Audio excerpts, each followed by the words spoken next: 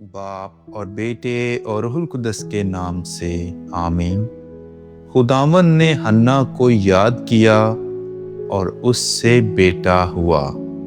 ہمارے لیے آج کی تلاوت سموئیل نبی کی پہلی کتاب، اس کا پہلا باب اور اس کی 9ویں آیت سے لے کر 20ویں آیت تک۔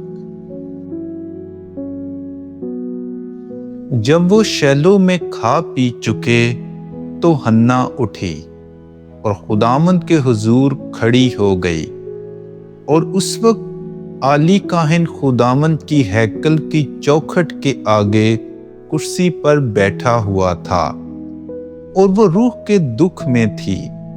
تب اس نے خداوند سے دعا مانگی اور روئی، اور اس نے منت مانی اور کہا، اے رب الافواج، اگر تو اپنی بندی کی پست حالی پر نظر کرے اور مجھے یاد کرے، اور اپنی بندی کو نہ بھولے، اور اپنی بندی کو فرزند نرینہ عطا کرے، تو میں اسے زندگی بھر کے لیے خداوند کو دے دوں گی، اور اس طرح اس کے سر کو نہ چھوئے گا۔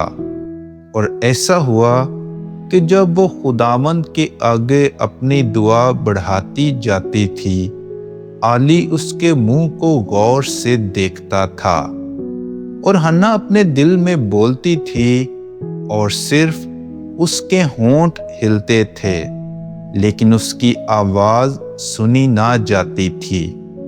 لہٰذا عالی نے گمان کیا کہ وہ نشے میں ہے۔ تو عالی نے اسے کہا، تو کب تک نشے میں رہے گی؟ میں کو ہضم کر جو تو نے زیادہ پی لی ہے۔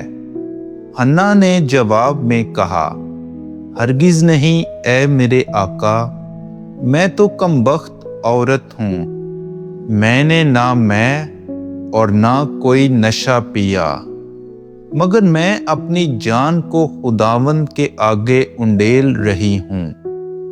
تو اپنی بندی کو خبیث عورتوں میں سے کسی جیسی خیال نہ کر، کیونکہ میں نے اب تک اپنے غم اور دکھ کی شدت کی بات کی ہے۔ تب عالی نے اسے جواب میں کہا، سلامتی سے چلی جا، اور اسرائیل کا خدا تیری مراد جو تو نے اس سے مانگی ہے پوری کرے۔ تو اس نے کہا کہ تیری بندی تیری آنکھوں میں مقبولیت پائے۔ تب وہ عورت اپنی راہ چلی گئی اور کھانا کھایا، اور پھر اس کا چہرہ پہلے کی طرح نہ رہا۔ پھر وہ اگلے دن سویرے اٹھے اور خداوند کے آگے سجدہ کیا، اور روانہ ہو کر راما میں اپنے گھر کو واپس آئے۔ اور القانا اپنی بیوی حنا سے ہم بستر ہوا، اور خداوند نے اسے یاد کیا۔ اور ایسا ہوا کہ دنوں کے دوران میں حنا حاملہ ہوئی، اور اس سے بیٹا ہوا، اور اس کا نام سموئیل رکھا، کیونکہ اس نے کہا کہ میں نے اسے خداوند سے مانگا۔ پاک کلام کے پڑھے اور سنے جانے پر خدا کی برکت ہو۔